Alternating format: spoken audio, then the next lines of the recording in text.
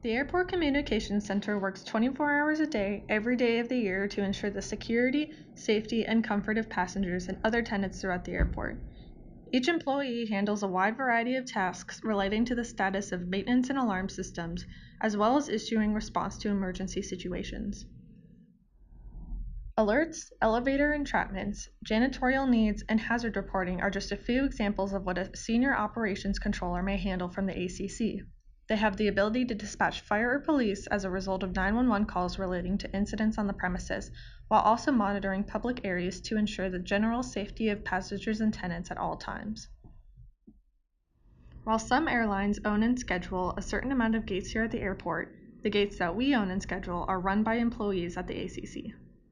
Incidents relating to the baggage system, satellite train system, or anything janitorial related is also managed by the ACC.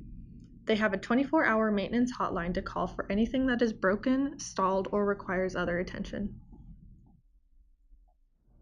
For more information about the Airport Communication Center, visit Compass.